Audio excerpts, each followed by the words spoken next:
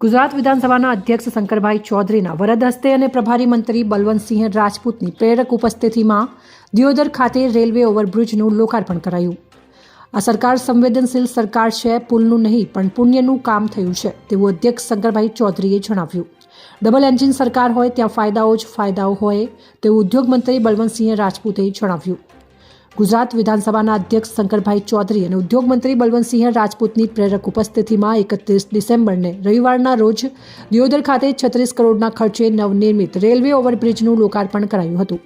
આજરોજથી વાહન વ્યવહાર અવરજવર માટે ઓવરબ્રિજને ખુલ્લો મુકાયો હતો। આ પ્રસંગે વિધાનસભાના અધ્યક્ષ શંકરભાઈ ચૌધરીની અધ્યક્ષતામાં રેલવે ઓવરબ્રિજનો ઉદ્ઘાટન સમારોહ યોજાયો હતો।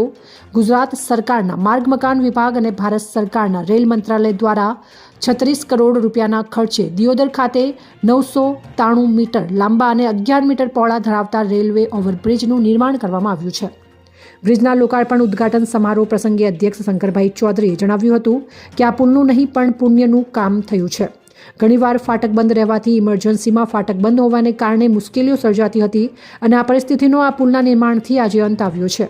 એમ જણાવી અધ્યક્ષે કહ્યું કે આ સરકાર સંવેદનશીલ સરકાર છે અને આ પુલના નિર્માણથી આ વિસ્તારના લોકોને પડતી મુશ્કેલીઓ દૂર થઈ ગઈ છે।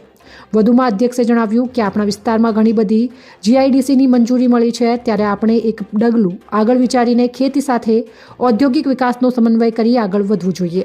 આપણા વિસ્તારમાં વિવિધ ક્ષેત્રે વિકાસની નવી ક્રાંતિ થઈ રહી છે, ત્યારે આપણે સૌએ એમાં સાથ સહકાર આપવો જોઈએ। પ્રધાનમંત્રી નરેન્દ્રભાઈ મોદી અને રાજ્ય સરકારનું આપણા જિલ્લા માટે હકારાત્મક વલણ છે એમ જણાવી આગામી સમયમાં મગફળી, તેલ, બટાટા પ્રોસેસિંગ અને વેલ્યુ એડિશનમાં નવી તકો અને આપણા જિલ્લાનું ફૂડ વિદેશોમાં જાય એવું આયોજન વ્યવસ્થા થઈ રહી છે, ત્યારે જિલ્લાવાસીઓને વિકાસની હરણફાળમાં સજ્જ બનવા અનુરોધ કર્યો હતો।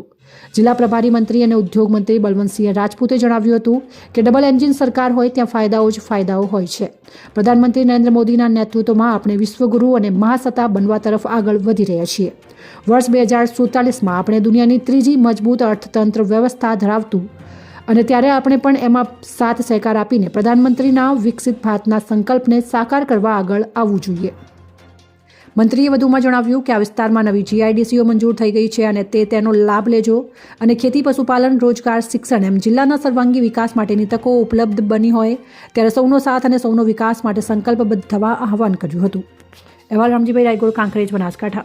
દિયોદરના ધારાસભ્ય માન્ય શ્રી કેસાજીભાઈ ચૌહાણ અને આ વિસ્તારના સંસદ માન્ય પરબતભાઈ પટેલે બંનેની માગણી ખાસ ઘણા સમયથી અહીંયા હતી। અહીંના પ્રજાજનોની પણ ખૂબ ઈચ્છા હતી કે આ વિસ્તારની અંદર રેલવેનો ઓવરબ્રિજ એ બની જાય તો પ્રજાને હાલાકી પડતી બંધ થાય। રાજ્ય સરકાર અને કેન્દ્ર સરકાર બંને આજે દિયોદરને, બનાસકાંઠાને ખૂબ મોટી ભેટ આપી છે। એટલા માટે દેશના પ્રધાનમંત્રીશ્રી અને માન્ય મુખ્યમંત્રીશ્રી બંનેનો બનાસકાંઠાના પ્રજા વતી ખૂબ ખૂબ આભાર અને બનાસકાંઠાની પ્રજાને એક મોટી સોગાત આપી છે। આજે માન્ય મંત્રીશ્રી બલવંતસિંહભાઈ રાજપૂત, પ્રભારી મંત્રીશ્રી, એમણે ઇનિશિયેટિવ લઈને આ કામને જલ્દી થાય એ માટે ચેકિંગ કરાવવાનું કામ, એ પછી રેલવેના પ્રોસેસ આખી પૂરી કરવા માટેની જે ગતિ માન્ય મુખ્યમંત્રીશ્રી સાથે સંપર્ક કરીને જે સ્પીડ લવડાવી છે એમના માટે જિલ્લાના તમામ પ્રજાજનો એમનો પણ હૃદયથી બલવંતસિંહભાઈનો પણ આભાર માને છે।